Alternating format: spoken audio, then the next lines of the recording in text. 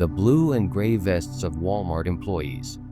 They're supposed to be a sign of help, of a friendly face in a vast, brightly lit store. But what if that friendly face is just a mask? What if, under the fluorescent lights and endless aisles, something much darker is lurking? We've all been on a late-night run to Walmart, grabbing milk, medicine, or that one thing we forgot. But for some, that mundane trip turned into a real-life horror movie. Tonight, we're sharing 3 true, bone-chilling stories from the aisles of America's largest retailer. These aren't just creepy encounters. They're experiences that will make you think twice before your next late-night shopping trip. Lock your doors, turn down the lights, and prepare to hear what really happens after hours at Walmart. Our first story comes from a woman named Clara, who used to work the night shift at a sprawling Walmart in rural Texas. Her job was simple: restock shelves from 10 p.m. to 6 a.m. For months, it was a quiet, almost meditative job. The silence of the massive store was her companion, but one night, that silence was broken. Clara was in the pet food aisle, halfway through a pallet of dog food, when she heard a can of cat food clattering to the floor in the next aisle over. She called out, thinking it was her manager, Dave. No response. She shrugged it off, thinking it just fell. But a few minutes later, it happened again, this time closer. A bag of chips hitting the linoleum with a soft crinkle. This time, she got up to investigate. The snack aisle was empty.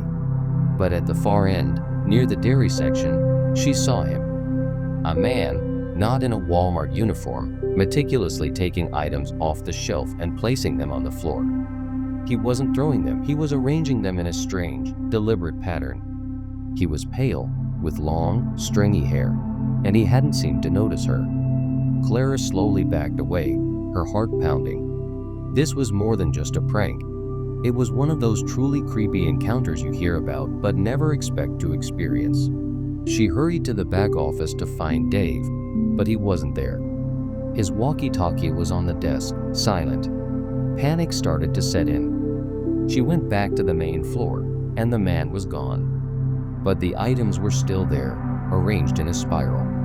In the center of the spiral was a single, overturned bottle of milk, its contents slowly pooling on the floor. She never saw the man again, and Dave claimed he'd been in the freezer the whole time. But Clara quit the next day. She said she could never shake the feeling that the store wasn't as empty as it seemed during those long, dark hours.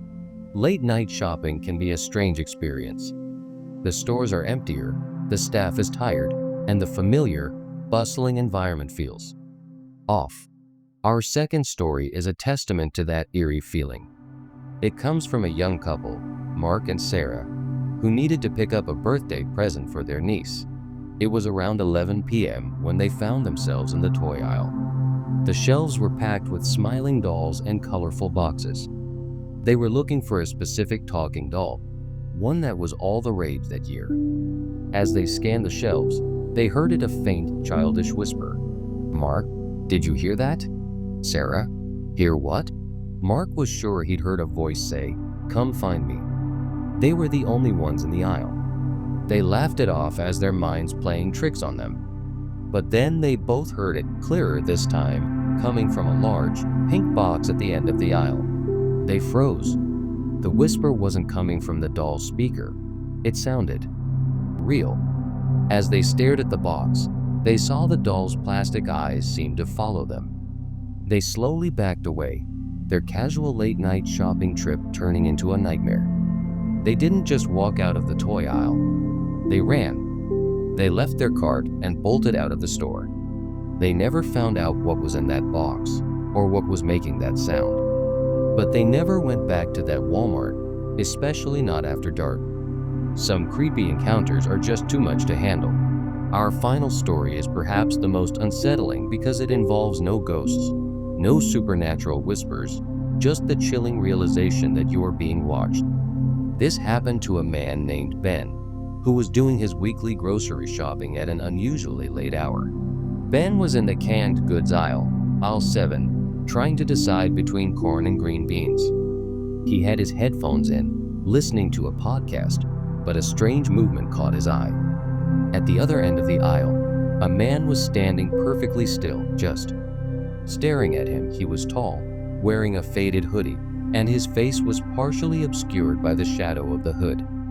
Ben tried to ignore him, turning back to the shelves, but he could feel the man's eyes on him. A few minutes later, Ben moved to the next aisle, and so did the man. Every time Ben would move to a new section of the store, he would see him, always at a distance, always watching. The man never put anything in a cart. He just followed. Ben's unease grew into genuine fear. This wasn't just a coincidence. It was a deliberate, predatory act. This was one of those creepy encounters that make the hairs on your arms stand up. Ben decided to ditch his cart and head for the checkout. As he walked towards the front of the store, he glanced back. The man in the hoodie was now much closer, walking at a brisk pace, his hands deep in his pockets. Ben didn't wait to see what would happen next. He broke into a run, past the registers and out the automatic doors, not stopping until he was safely in his locked car. He watched the entrance for a full 5 minutes, but the man never came out.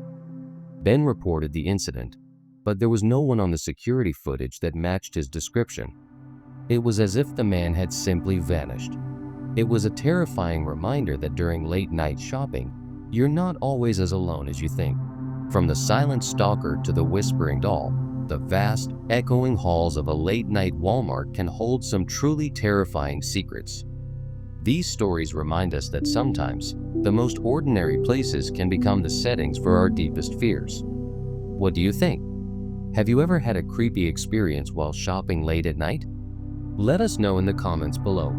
If you enjoyed these stories and want more tales of true horror, be sure to hit that like button and subscribe to our channel. It helps us out more than you know. Until next time, stay safe and maybe do your shopping during the day.